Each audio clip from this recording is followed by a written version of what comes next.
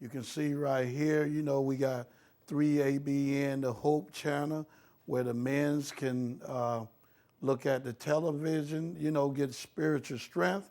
We also got materials. We also have tapes here. We also get the Adventist literature magazine. Maybe 11 years ago, a young man, he's an older guy, I shouldn't say younger man, Nathan Edwards. He and I sat down while I was still incarcerated, and we talked about a First Day church opening up a home for people who got out of prison. And I asked him what was our denomination doing about this situation, because if you have a prison ministry, you're gonna have individuals who join the church. What are you gonna do to try to facilitate or to help them once they got out of prison? I work training volunteers to go in prison and work with inmates behind prison walls and to get them to into the truth. But when they get out of prison, usually where they go is the First Day Church halfway house. And they get confused and mixed up in their beliefs. What do I tell them? If we don't have a halfway house that belongs to this denomination, what do you tell them? When I was in prison in 1996, I received this message and accept this message. And I didn't want to go back to them old friends and lifestyle because, the Holy Ghost have come into my life and I was saved, I was converted. I didn't want to go back. So I went to one of the prison ministry leaders, Elder John Washington. I say, hey, when I get out, man, I'd like to go to one of you all halfway house. And he looked at me funny. I said, what's the problem? He said, we don't have now one of those. And I was like, you all don't have none. You say you have the truth and you don't have no place for me to go. And I was a babe in the Adventist faith. And here go First Day Church and say, hey, we have the truth. Do y'all have a shelter? Yeah, we have one. So it was that struggle. Well, who do have the truth? In my Bible, the First Day Church is doing what Jesus tell them to do in Matthew 25 about when you do it to the least of one of these, you have done it to me. But the Adventist Church said, I have the truth, but you don't have nowhere where I can go and get a deeper study and learn more about a religion I just came into. Years ago, we got involved with a friend, Nathan Edwards, who was one of the elders of the church. He was in prison ministry.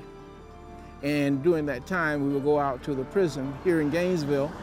And as a result, this was about 18 or 19 years ago. And we would get Bible studies out at the prison. Well, later on, Jeff Cobb came along. Jeffrey happened to come through Florida Prison Ministry with one of my workers. And when he got out, he decided that he needed to have a place to go in order to help him to strengthen his belief. But there was no place to go. So the Lord impressed him to start a halfway house to help inmates who believe in our message when they get out to know the truth and stand the truth. I didn't know what to expect because, we were starting from scratch. There was nothing there, and it was really just sort of an idea in Jeffrey's mind about what this was going to be. So I can't say that I knew what we were going to do. It provides you with a bed. It provides you with guidance. It provides you with a ministry that explains God's word to you. And again, that's all people need. You need a foundation to get yourself back on your feet. You need someplace where you can call a secure address. You can't get a job. You can't do anything out there in the world today if you don't have an address, you don't have a phone to work from. Most employers won't even bother to look at you. That's why the Lord impressed on me shelter from the storm. Because it's a storm when you come out of prison. You got to start from scratch. Everybody know your old ways, But they gonna say, well, he just gonna come by and do the same thing. Not only that, when you leave prison, the guards will tell you when you leave, oh, you'll be back. I'll see you back. I'm gonna keep this bed for you. There are a lot of people out there in the world today who are coming out of jails, people who are on the streets, who are struggling with drug and alcohol addictions, who need someplace to go. And in the current economy in America, it's just impossible. There aren't enough shelters around. Most city governments don't provide enough assistance. It's really tough out there to get up on your feet once you've been knocked down. When I got out, I didn't listen to what everybody told me, and I went back to my hometown. Well, I've been battling storms ever since I got out, hanging around the same people, trying to get on my feet, and something would knock me down. And I try to get on my feet, something would knock me down. A lot of them don't have nowhere to go. Hey, they done stole from their parents. Some of the drugs dealers, they owe them money. So some of them know if they go back to that old environment, they might get killed. And some of them be in prison, and their mother and father and most of their family members have died, have passed away. It's not always so easy to regain all the things that you lose when you go to jail. And you have skeletons in your closet that come back to haunt you, and just a lot of things works against you when you get out of jail, you know, trying to start back over. 2 days before I got out of prison, I had no place to go. I didn't know where I was going. They were talking about putting me in jail because I'm not from Florida. And when I'm sitting in with the classification officer, the phone rang. And it was Mr. Cobb, and he was explained to the classification officer that he had received a letter from another inmate at that particular prison, and that they would accept him into the program. Well, this classification officer asked Mr. Cobb if he had a bed open. And he said, yes, we got one bed. And Mr. Cobb asked me a few questions and talked to me and said I was welcome. So I was welcomed at this house. But 2 days prior, I didn't know where I was going. And I didn't know anything about the place.